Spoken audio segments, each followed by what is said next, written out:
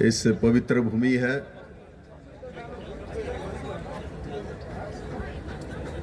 जो कि पश्चिम बांग्ला के ऊपरी हिस्सा में बैठे हुए मंदिर और मॉनेस्ट्री से घिरा हुआ और दुनिया के सुंदर और प्रसिद्ध चाय बागानों से समृद्धशाली कर्मठ निष्ठावान जो श्रेष्ठ जीव मनुष्य इनका वास है, इसको पहाड़ी दार्जिलिंग कर्सियंग कहता है।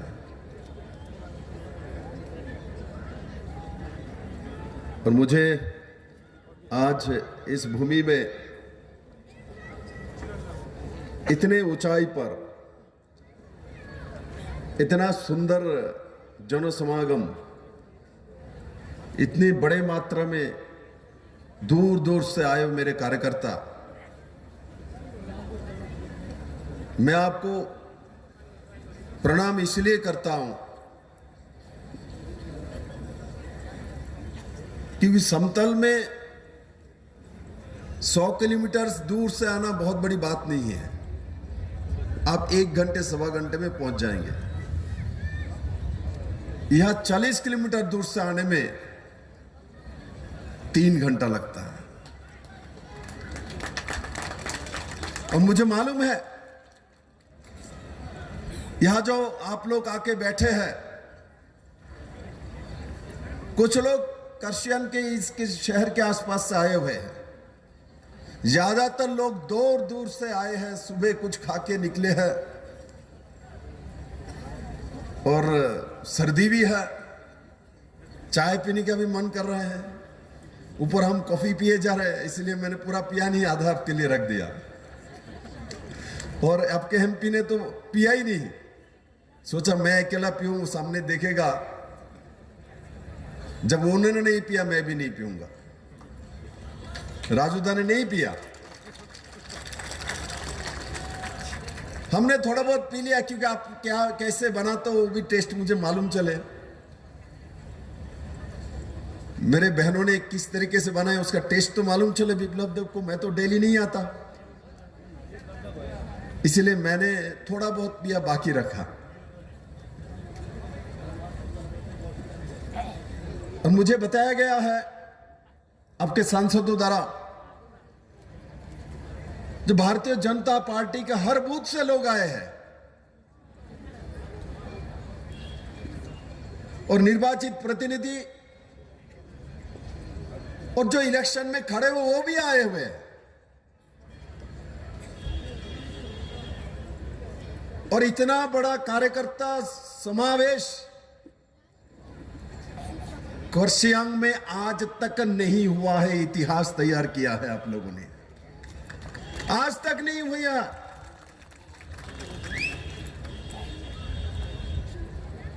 इसलिए पश्चिम बंगाल के मुख्यमंत्री को मैं कहता हूं, आके देख लीजिए, राजू बिष्ट जी के कहने से भारतीय जनता पार्टी के एक एक कार्यकर्ता यहां पहुंच गए हैं,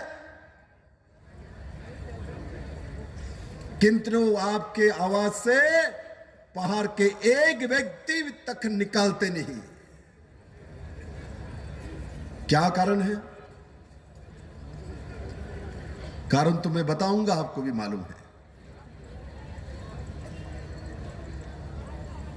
मैं भी पहाड़ से ही आता हूं भाई, मेरा प्रदेश भी पहाड़ी प्रदेश है, इसलिए पहाड़ी का स्वभाव मेरे अंदर भी है।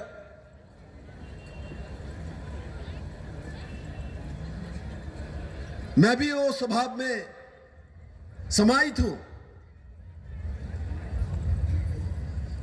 आज इस कार्यक्रम में, इस कार्यकर्ता सम्मेलन में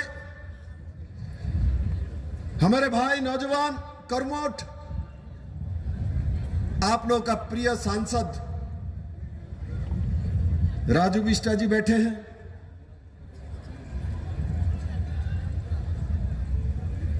हमारे बीच प्रदीप भंडारी जी है, जिन्होंने लगभग 1 महीने से ऊपर हो गया यह काम में आप लोगों को सहयोग करे जा रहे। नेशनल स्पोक्स पर्सन अभी अभी हमारे बीच मोहन शर्मा जी आए हैं, जो कि हमारे प्रदेश के संपादक बने हुए, और एक समय वो जो मुख्यमंत्री बैठी है उनके पार्टी में थे, वो छोड़ के विदाई देके आपके साथ आ गया है और आपके लिए काम कर रहा है। और मुझे राजू बिष्टा जी ने बताया, बोले दादा बहुत अच्छा इंसान है, लोगों के लिए काम करता है, सादगी में रहता है, दाल और चावल थोड़ा दे दीजिए उसी में उनका दिन गुजारा हो जाता है। ऐसे हमारे शर्मा भाई उपस्थित है। हम आपको मछली नहीं खिलाएंगे, आपको चिकन मटन ये भी नहीं खाता, तो मुझे खिला सकता है। जो शर्मा नहीं खाते तो वो फिश और चिकन मटन मुझे और राजू बिष्टा जी को खिला दीजिएगा आप लोग, हम खाएंगे।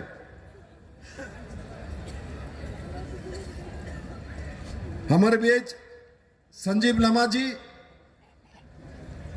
हमारे ऊर्जावान डिस्ट्रिक्ट प्रेसिडेंट,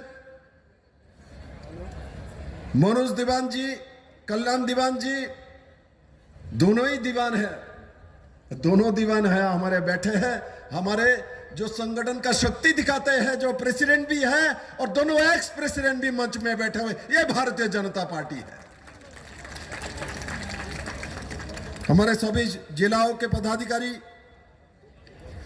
बीजेपी के मंडल बूथ,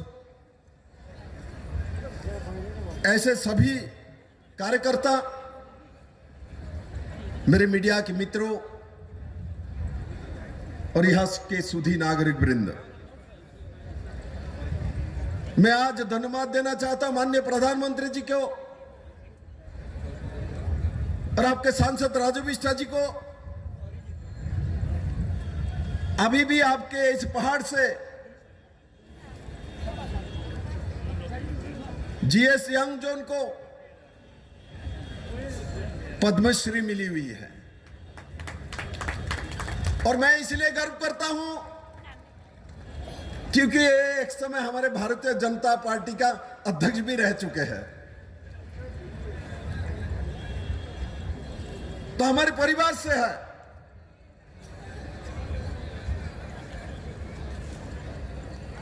और आज ऐसे एक दिन में मैं यहां उपस्थित हुआ हूं।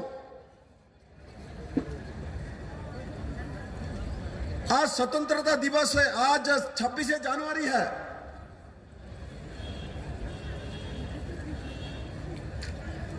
और ऐसे एक सुंदर दिन में इतने बड़े मात्रा में कार्यकर्ता एकत्रित हुई है।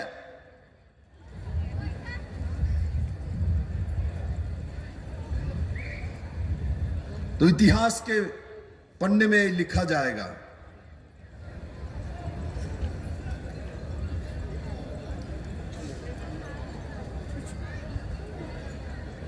भारत को जो जानता है वो दिल्ली के बारे में मानता है। भारत का नाम लेते ही दिल्ली, मुंबई के शहर के नाम सामने आता है।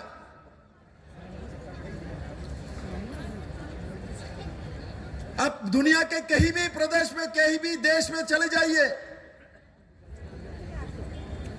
जैसे दिल्ली का नाम जानता है, मुंबई का नाम जानता है,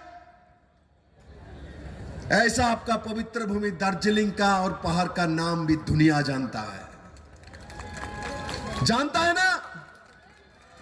दुनिया में कहीं भी मैं जाता हूं तो पूछता है दार्जिलिंग कहां है, बहुत सुंदर है, भूस्वर्ग है, वहां से कंचनजंगा दिखता है, वहां के लोग मेहनती है, 450 चाय बागान है।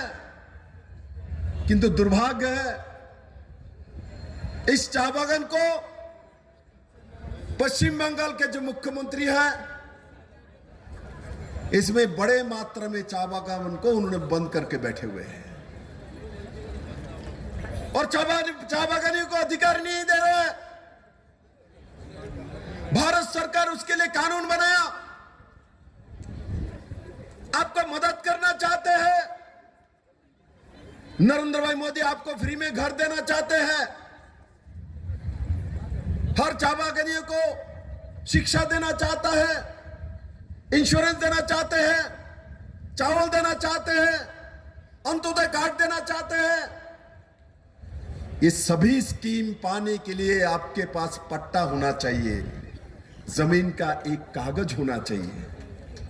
बंगाल का सरकार आपको ये कागज ममता बनर्जी नहीं दे रहा है, धोखा दिया है उन्होंने। नाम को इसमें कागज दे दिया और इसके नीचे लिखा हुआ जो कानून बनाया है, जो इस जमीन का मालिक सरकार है, आप नहीं है, तो आपको केंद्र सरकार का सुविधा कैसे मिल सकता है? मैंने तो त्रिपुरा में जिनके पास पट्टा है उनको केंद्र सरकार के सभी सुविधा दिलवाया। इनको घर भी मिला, इनको शौचालय मिला, पानी का कनेक्शन मिला, बिजली का फ्री कनेक्शन मिला, अंत्योदय कार्ड मिला, रास्ता बना दिया। ये भी तो भारत का ही प्रदेश है, यहां क्यों नहीं दे पा रहे ममता बनर्जी? क्योंकि वो पहाड़ियों को सुखी देखना नहीं चाहता मेरे मित्रों, इसलिए नहीं देना चाहते।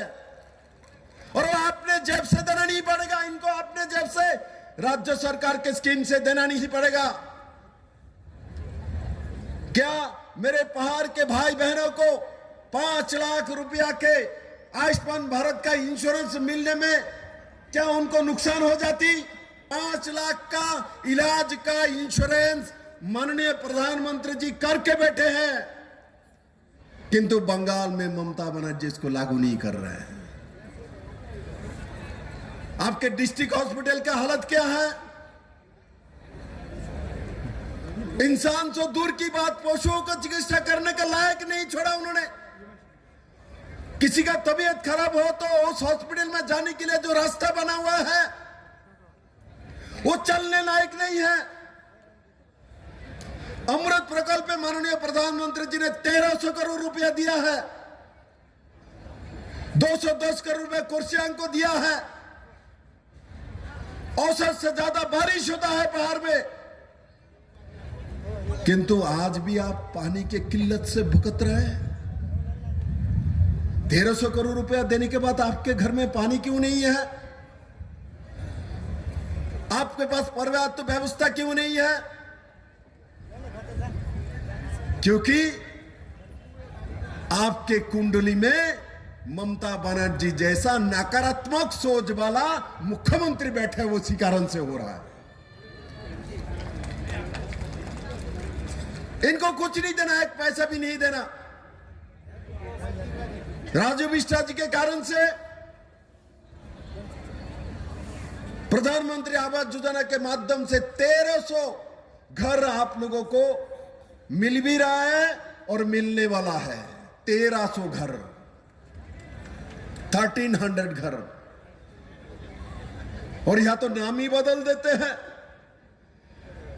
ममता बनर्जी ने बांग्ला घर नाम रख दिया है। प्रधानमंत्री का घर नरेंद्र मोदी दे रहा है, तो नरेंद्र मोदी भी तो नाम रख सकता है ऐसा, बोले ये नरेंद्र घर है।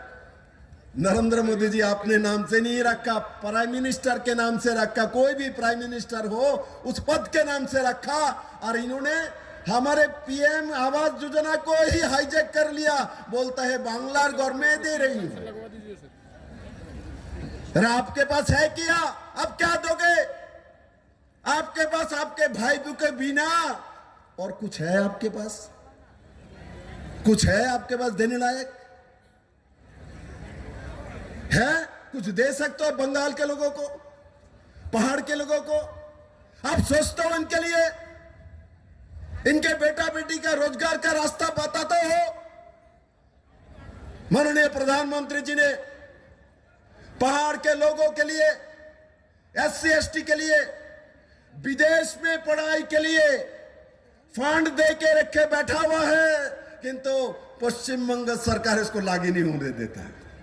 क्योंकि आपका बेटा डॉक्टर इंजीनियर पढ़ लेगा, लंदन चला जाएगा, फ्रांस में चला जाएगा, वहां जाके पढ़ाई करके आएगा, आपके घर में 3 मंजिला बिल्डिंग हो जाएगा, गाड़ी हो जाएगा, रोड हो जाएगा। तो बिना इलेक्शन में कैसे रखेगा? यहां 3 साल हो गया, यह कॉर्पोरेशन में म्युनिसिपल में इलेक्शन नहीं हो रहा है। पिछली दरवाजे से तृणमूल का व्यक्ति चला रहा है, भ्रष्टाचार कर रहा है, जनता को अधिकार नहीं दे रहे। तृणमूल के एक भी काउंसिलर यहां नहीं है। इनको चला कौन रहा है? पीछे से ममता बनर्जी चला रहा है, क्योंकि उनको मालूम है इलेक्शन होगा तो जमानत जब्त हो जाएगा, इनका कोई भी आदमी यहां जीत नहीं सकता। इसलिए पिछली दरवाजे से आपके ऊपर शासन कर रहा है। राजू बिष्टा जी को मैं धन्यवाद दूंगा। NH 55 का संप्रसारण हो, सिलीगुड़ी का रिंग रोड हो, बालासन घूम विकल्प हाईवे हो, कैरोसन ब्रिजेर विकल्प रास्ता हो, और साथ ही साथ प्रधानमंत्री सड़क योजना का तो आपने जाल ही बैठा दिया राजू भैया। यहां इसको भी रोकने के लिए उनके पास बहुत व्यवस्था है।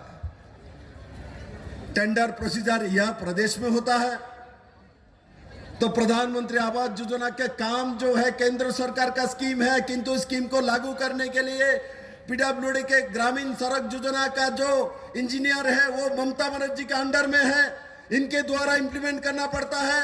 वो जानबूझ के इसको देरी करेगी, पहाड़ में रास्ता होने नहीं देंगे, क्योंकि पहाड़ में ज्यादा रास्ता हो जाएगा तो आपको सुविधा ज्यादा हो जाएगा, ज्यादा सुविधा हो जाएगा तो आपका दिमाग चलेगा, दिमाग जब चलेगा आप ममता बनर्जी को हटाओगे, उस कारण से आपका तरक्की नहीं चाहता है।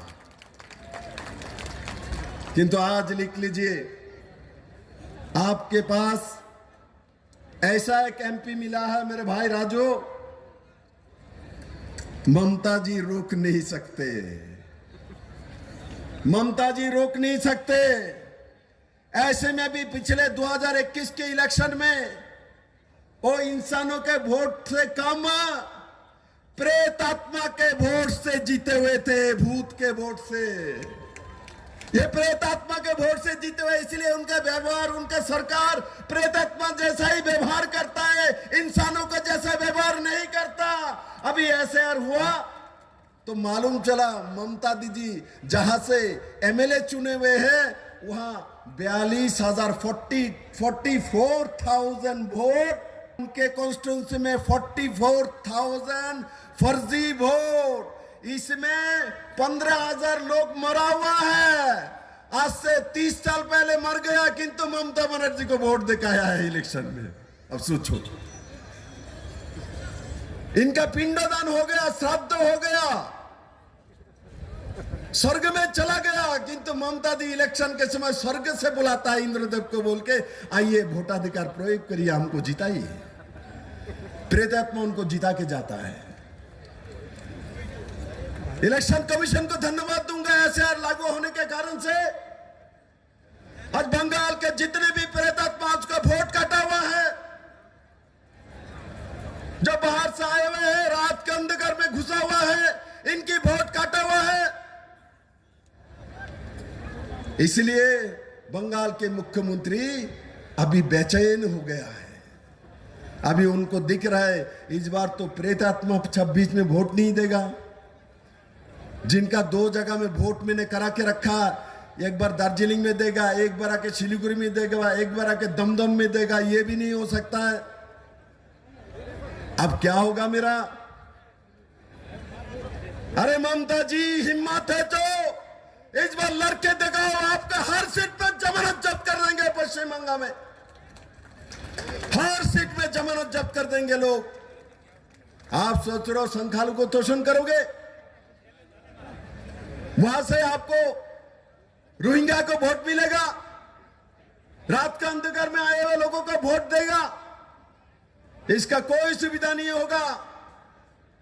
आपको 50 सीट 45 सीट मिल सकता है, बंगाल में 294 सीट है, 294 सीट है, 50 सीट आप ले लीजिए, बाकी सीट बंगाल के जनता, पहाड़ की जनता नरेंद्र भाई मोदी जी के नेतृत्व में भारत को शक्तिशाली करने के लिए, पहाड़ को शक्तिशाली करने के लिए और पहाड़ का जो अधिकार आप मांग रहे हो और भारतीय जनता पार्टी और नरेंद्र भाई मोदी राज्याभिषेक ही दे सकता है, ममता बनर्जी नहीं दे सकता है।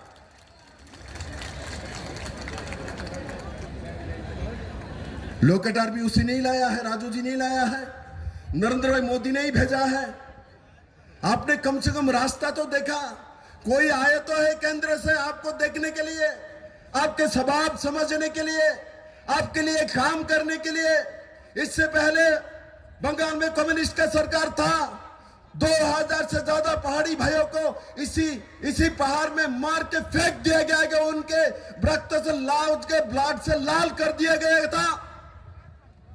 और ममता बनर्जी ने भी वही रास्ता चुना है।